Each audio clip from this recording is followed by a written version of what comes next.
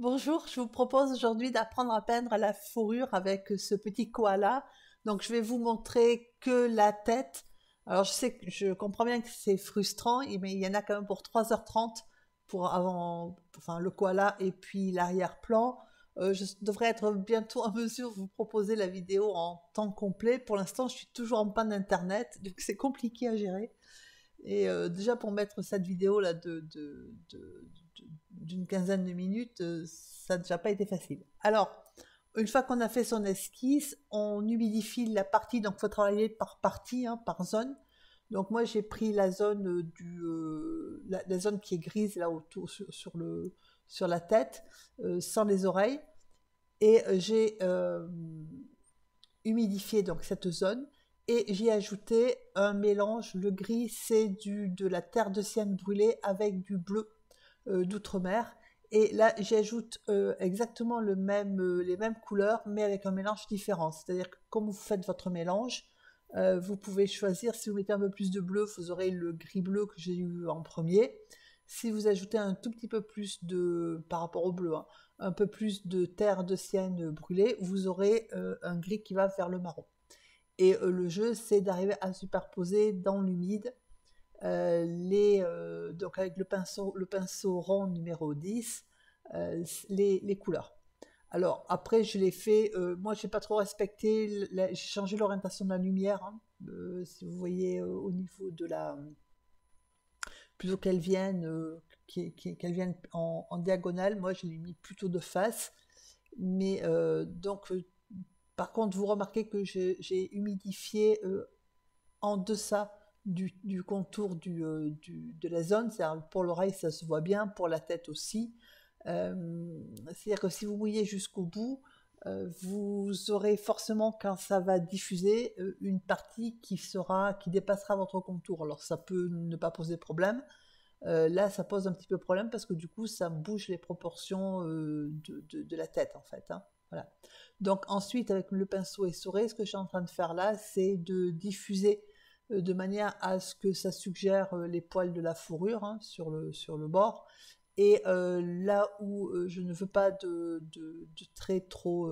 alors, des traits nets, j'en veux à l'extérieur à gauche et puis autour du museau. Par contre, au niveau de la joue, je veux quelque chose qui soit un peu plus diffus, c'est pour ça que je l'ai essoré. Voilà. Et là, en fait, je suis en train de diffuser ma peinture, mais en y ajoutant quelques nuances. Alors, comme je vous l'ai dit tout à l'heure, donc là j'agrandis, hein, je fais l'oreille. Par contre, j'y suis allée vu la zone plutôt à sec, c'est-à-dire que j'ai humidifié avec la peinture qui me restait de ce que je viens de poser. Et là, je suis en train de dessiner le contour parce que si vous regardez sur la photo, son oreille droite, donc qui est à gauche de l'écran, sur ce côté-là, elle est très nette justement. Il y a un bord très net, donc c'est pour ça que j'ai pas mouillé au départ aussi, et de manière à avoir donc cette bordure nette. Et ensuite, je positionne mes couleurs en fait dans l'humide, toujours avec le numéro 10 en ajoutant, si besoin, donc de la couleur. Après, j'ai essayé de suivre, enfin en gros, hein, la photo moi, de référence, je fais pas du réalisme au sens où on l'entend en peinture. Du coup, bah évidemment, j'ai fait un koala, mais je veux dire, voilà, je l'ai fait aussi comme je le voyais, comme je le sentais, comme j'en avais envie. Du coup, la photo n'est qu'un guide. Et alors ensuite, pendant que c'est en train de sécher, je perturbe le séchage en amenant des petites gouttes d'eau. Vous savez, ce qu'on essaie d'éviter comme la peste en aquarelle, c'est-à-dire les auréoles. Ben, j'en crée volontairement sur le haut de la fourrure. Alors, pourquoi est-ce que je vais créer, comme d'ailleurs j'ai écarté la peinture, hein, si vous regardez, j'ai mis de l'eau tout autour de l'œil, ce qui fait que ça a poussé la peinture. Alors pourquoi? Parce que quand on ajoute de l'eau sur la peinture qui est en train de sécher, donc il y a un différentiel entre la peinture et enfin, la liquidité de la peinture et l'eau qu'on apporte. L'eau pousse la peinture, ça fait une auréole. Alors pourquoi? Ben parce que si vous regardez son petit minois là, et c'est un peu irrégulier, hein, c'est une fourrure, donc c'est pour créer un peu des irrégularités au niveau de la fourrure. Voilà. Donc ensuite, on attend que ça sèche. Voilà, on se débrouille de ne pas toucher ce qui est peint. Et on y met, moi c'est sec parce qu'entre-temps j'ai peint la partie de son bras, enfin de sa patte. Et donc là j'ai humidifié le museau. Donc le museau, j'y ai mis un petit peu de lampe black, alors le nom français je ne sais plus ce que c'est, avec de la terre, du bleu d'outre-mer. Donc c'est pour ça que d'où la nuance bleutée. Et j'ai peint donc son petit museau parce que quand on regarde, hein, il a une partie du museau qui est noire. Voilà, même si, alors j'aurais pu le faire j'aurais pu le faire moi-même le noir. Voilà, j'ai pris un peu facile là, et j'allais chercher du lampe black, hein, auquel j'ai ajouté du bleu d'outre-mer, ce qui fait d'où la nuance bleue. Voilà. Et ensuite, dans l'humide, je rajoute un tout petit peu de noir en haut, puisqu'on voit bien que voilà, il y a une petite zone noire tout en haut. Voilà, si ça diffuse là où il ne faut pas, ce qui m'arrive, il faut faut sécher avec un chiffon, hein, de manière à ne pas laisser le noir évidemment se diffuser là où on ne veut pas, et on va laisser sécher. Voilà. Donc après, on va faire exactement l'oreille, donc gauche, celle qui est à droite de l'écran, exactement de la même façon. On humidifie, on ajoute son gris, donc c'est le bleu et la terre de sienne brûlée. En commençant alors là par rapport à ce que j'ai fait tout à l'heure, en essayant de suggérer les poils au niveau des oreilles, hein, qu'elles soient à l'extérieur de l'oreille ou à l'intérieur, avec la pointe du pinceau. Moi c'est toujours un numéro 10. Euh, Si vous prenez un pinceau, alors j'ai eu plusieurs fois la question sur où se procure-t-on les mêmes pinceaux que moi. Ben, avant c'était facile, depuis le Brexit c'est devenu plus compliqué. Si vous pouvez prendre n'importe quel pinceau de marque, comme par exemple, entre autres, les Da Vinci sont très bons.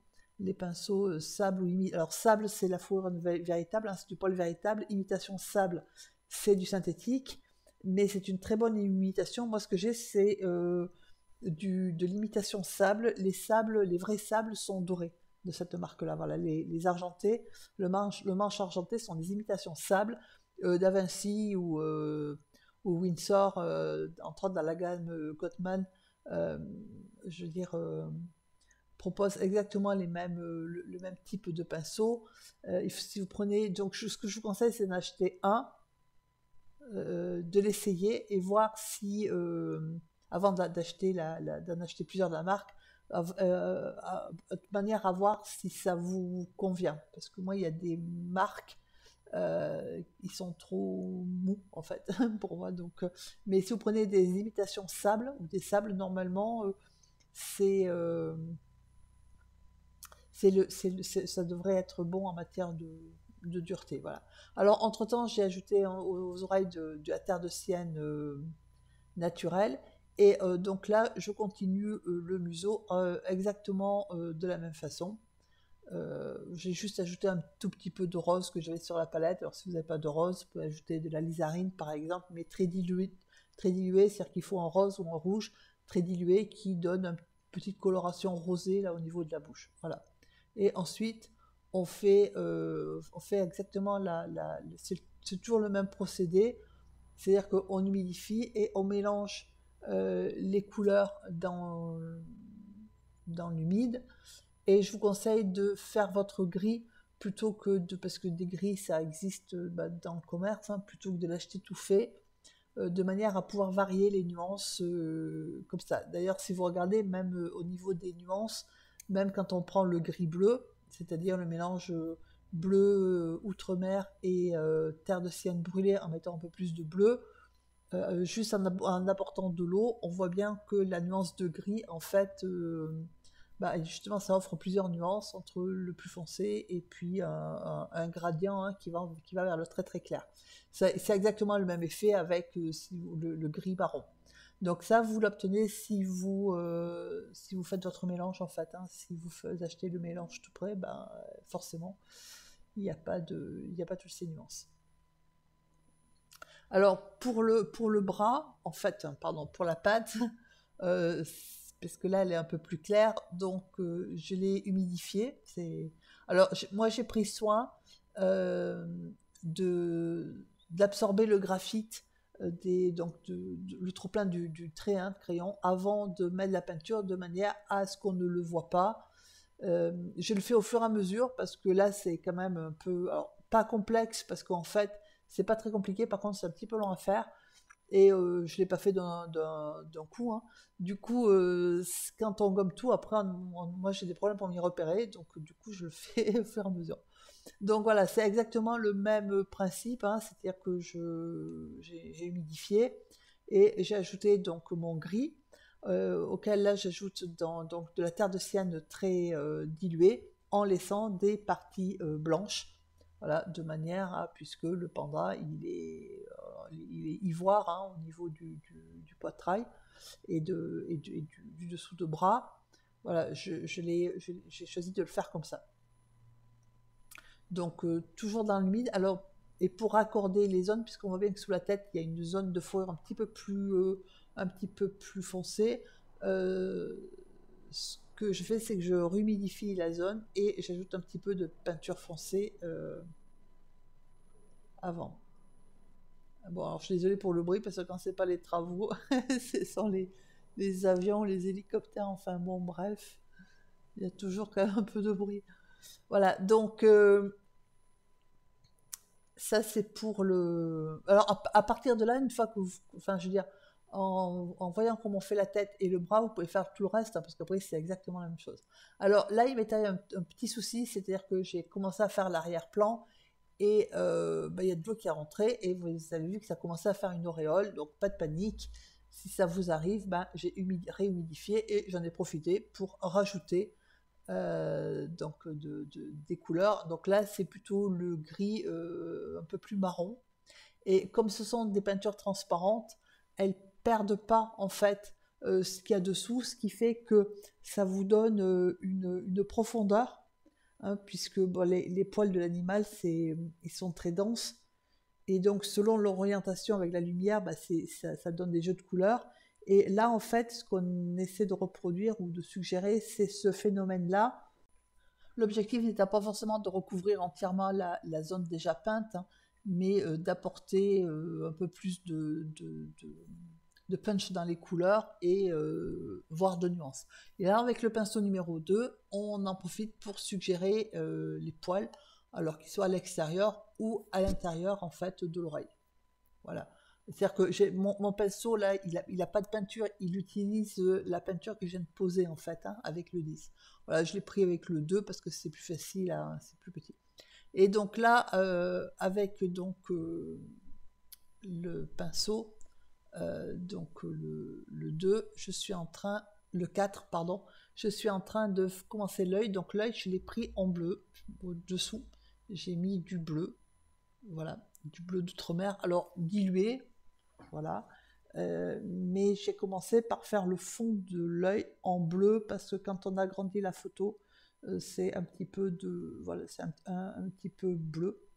Et puis surtout parce que comme j'utilisais un noir bah, tout fait, je voulais pas que ce soit plat.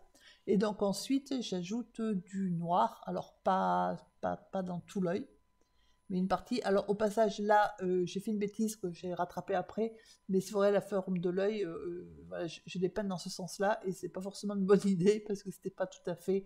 Disons qu'il a fallu que je retouche un petit peu le haut voilà, que j'efface après ce que j'avais fait au niveau du coin droit de l'œil. Et ensuite, donc avec un petit peu d'eau, j'ai diffusé la peinture noire, et à l'angle justement droit, j'ai ajouté un petit peu de terre de sienne brûlée, de manière à donner à l'œil un petit peu déjà de plusieurs nuances, et puis un petit peu d'épaisseur, hein, puisque si vous faites juste votre petit point noir, ça sera un peu plat, surtout que là l'œil il est un peu gros par rapport, donc ça se voit un peu plus. C'est-à-dire que par exemple un œil d'oiseau, on peut se permettre de faire juste quelque chose de noir. Là il a quand même un œil un peu plus conséquent. Voilà, donc après, quand ce sera sec, je rectifierai avec de l'eau, hein, voilà, parce que je suis en train de commencer à faire là l'œil, parce qu'il n'est pas de la bonne forme, hein. Il a un œil qui est plus rond, en fait, que ce que j'ai perçu quand j'ai bougé l'orientation de mon œil. Voilà, donc c'est toujours la même peinture, hein, c'est le Lamp Black là, et donc je suis en train là de bien redessiner la forme de l'œil. Alors vous pouvez le faire au feutre, hein, si c'est trop, c'est compliqué pour vous. Enfin, je veux dire, encore une fois, moi, il n'y a pas de règle, hein. Alors peut-être que si on faisait quelque chose dans les règles académiques, oui, mais c'est pas le cas. C'est votre aquarelle, donc vous faites bien comme vous voulez. Si pour vous c'est plus facile ou vous trouverez plus joli de faire l'œil au feutre, eh bien, prenez un feutre et faites votre œil. Je veux dire, il y a aucun souci en fait. Voilà, donc là j'ai remis un petit peu de noir dans l'angle gauche de l'œil droit, non, de l'œil gauche en fait, hein, même s'il est à droite de l'écran. Et donc toujours pareil, pour lui donner un petit peu d'épaisseur. Alors j'ai laissé sécher, et ensuite là je suis en train donc voilà, de rectifier le tracé de l'œil et d'y remettre du noir que je diffuse un tout petit peu sur l'angle droit, enfin à l'écran, hein, et de manière voilà, à finir mon œil comme ça et à suggérer un reflet dans l'œil. Ensuite, j'ai pris le pinceau, j'ai brossé un peu à sec, hein, histoire de donner un petit peu voilà, de suggérer un peu le sens du pelage. Et en tout dernier, mais vraiment à la fin, j'ai pris donc un pinceau très très fin avec de la gouache blanche, enfin du blanc de titane, et de manière à peindre quelques poils par-ci par-là. Voilà, j'espère que ça vous aura intéressé, que ça va vous aider à faire de beaux animaux en fourrure. Je vous souhaite une excellente journée et plein de magnifiques aquarelles. À bientôt.